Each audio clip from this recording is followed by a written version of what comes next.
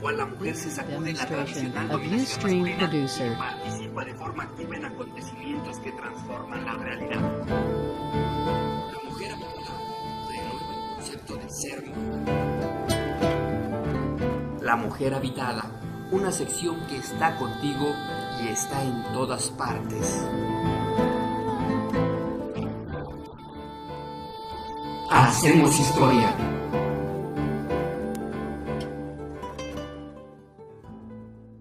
¿Qué tal? Muy buenas noches. Bueno, pues el día de hoy vamos a hablar sobre este asunto de que el 30 de agosto un grupo de mujeres trabajadoras domésticas realizaron una reunión, aproximadamente 100 trabajadoras del hogar, y conformaron el 1 de diciembre el primer Sindicato Nacional de Trabajadoras del Hogar, o SINACTRAJO, que serían sus siglas. Ellas pretenden que en un aproximado de 2.300.000 personas, el cual el 90% de estas son mujeres, que son trabajadoras domésticas, se integren al sindicato. Algo que no es cosa fácil, porque bueno, pues para poder constituirse, estas 100 trabajadoras que se reunieron solo lograron que 30 de ellas pudieran tener una constancia laboral firmada por los empleadores. Porque bueno, pues es difícil que los patronos decidan que de buenas a primeras darle los derechos que les corresponden, porque pues durante años las trabajadoras domésticas han trabajado prácticamente en las peores condiciones laborales que se puede haber aquí en México, ¿no? O sea, ellas no tienen horario de entrada y de salida, sobre todo las que trabajan en la casa. No tienen días de descanso. Sus salarios generalmente son muy bajos.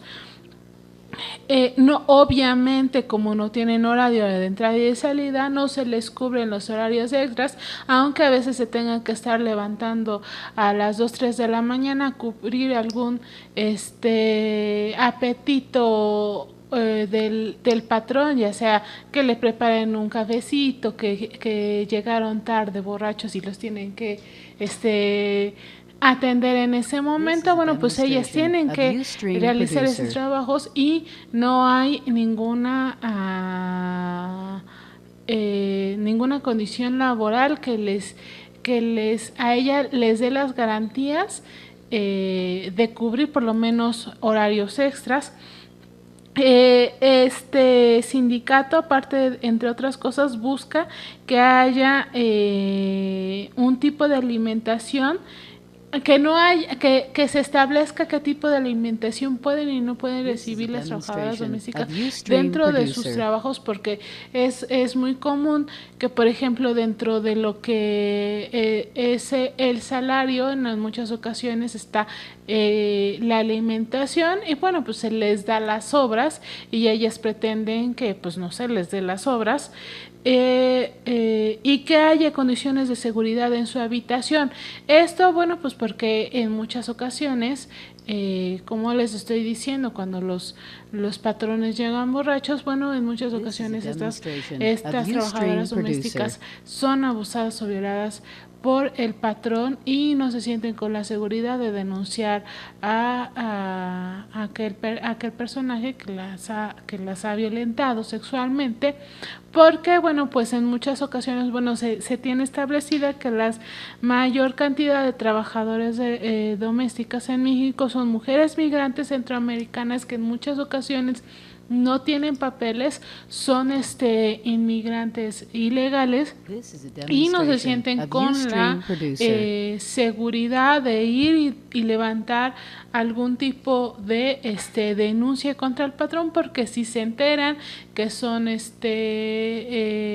trabajadoras irregulares, pues corren el riesgo de ser deportadas a sus países, o que si de por sí en México la justicia no es las mejores que hay, pues a alguien que no es regular en nuestro país, pues qué garantías van a tener de que realmente se lleve a cabo la justicia. Otras también son mujeres indígenas o campesinas que se trasladaron a las áreas urbanas para tener mejores condiciones, o bien menores de edad, pero que no saben sobre los derechos que tienen y no saben cómo ejercerlas y no confían en las autoridades para ir a denunciar cualquier hecho que atente, ya sea contra su seguridad física, como contra o a favor más bien de sus derechos laborales. En realidad muchos no saben cuáles son los derechos laborales que deben de exigir a sus patronos. Entonces, este primer sindicato en México, porque países como Perú, Bolivia y Chile ya lo tienen, pretende generar mejores condiciones de las trabajadoras domésticas para con ello cumplir con el convenio 98 de la OIT sobre el derecho a la sindicalización y a la negociación colectiva de las trabajadoras domésticas. Como les dije, dentro de las primeras trabas que tuvieron que sortear es juntar un número de agremiadas que tuvieran firmadas cartas o constancias laborales, porque si no demuestran que están siendo empleadas, no pueden aliarse a un sindicato, y este sindicato no las podría apoyar. Oye, pero se me hace que está un poco raro este asunto, porque pues el sindicato debe tratar de proteger a la gente, ¿no? Entonces no deberían de limitarles la posibilidad de afiliarse, porque pues no siempre tienes chamba, y una forma de conseguirla pues está en el sindicato. Tienen 100 agremiadas, pero para poder conformarse y ser aceptada por la Junta Local de Conciliación y Arbitraje, tienen que tener un mínimo de agremiados con constancias laborales. Ajá. Entonces, solo lograron que 30 tuvieran las sí, pues el mínimo son 25 trabajadores para poder formar el sindicato. Pero entonces no se pueden afiliar si no están sí se van a, sí se, de hecho la intención del sindicato es que como te digo, estos 2.300.000 personas se afilien, y que a través del sindicato se obliga a los patrones a firmar contratos en las cuales ya se establezcan las mejores condiciones laborales. Claro, pero además, bueno, ya hay una experiencia previa en el sentido de lo que voy a comentar.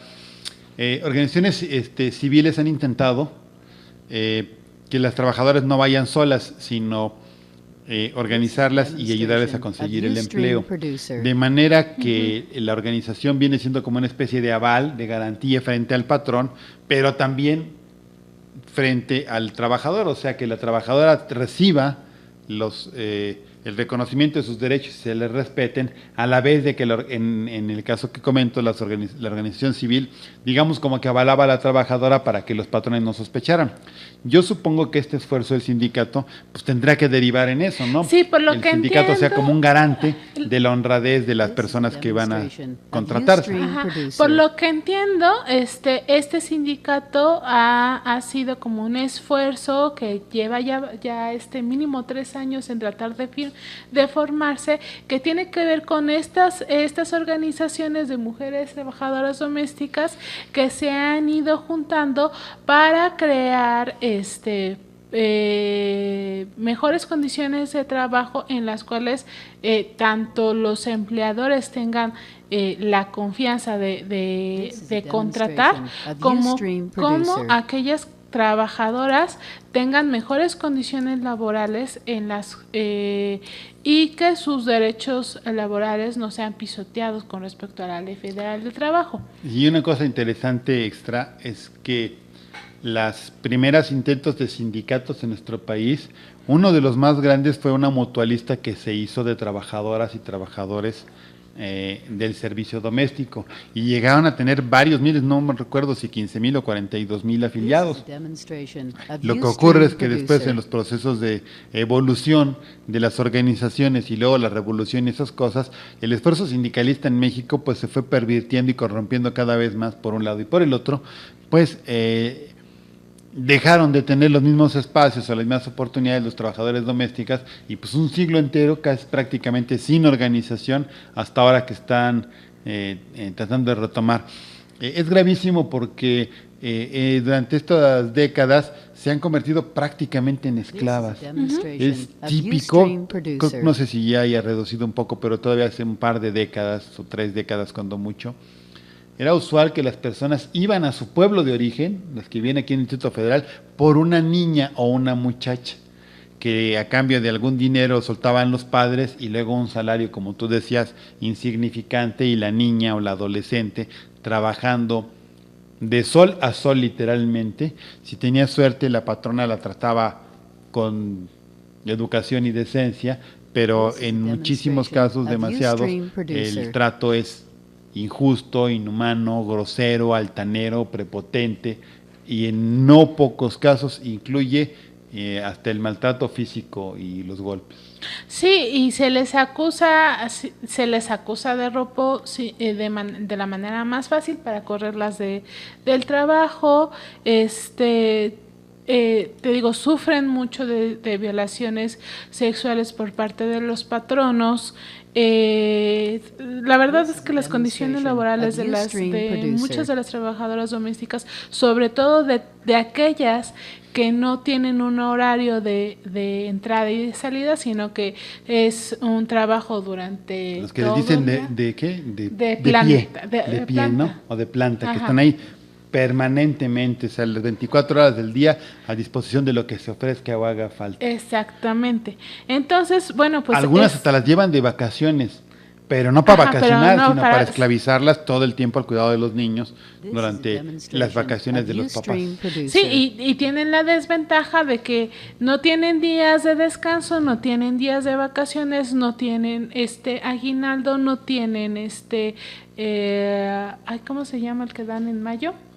Reparto de utilidades. No tienen reparto de utilidades, o sea, no tienen ninguna garantía, no se les paga horarios extra porque... Y la mayoría de las veces tampoco tienen el IMSS ni nada. Ajá, porque aparte de todo, los patrones establecen o creen que lo que están haciendo ellos es ayudar a las pobres mujeres centroamericanas, indígenas o menores de edad a que tengan un trabajo, y no se dan cuenta que en realidad lo que está pasando es que ellas están descargando todo el trabajo doméstico en estas mujeres trabajadoras, dándole las peores condiciones laborales. Y típicamente se llenan la bocota diciendo, ahí está malagradecida, como si estuvieran, como dices tú, haciéndoles el gran favor, explotándolas de sol a sol. Ajá.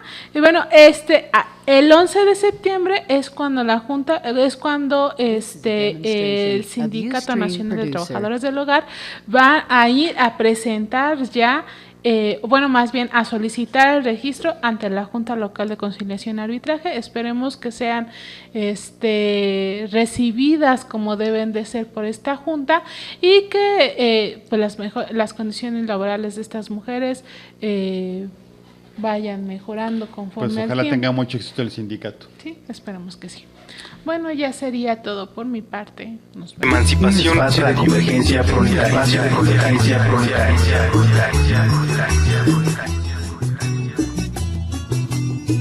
Sigue la lucha de clases entre ricos y oprimidos, y hay que buscar decididos hasta hallar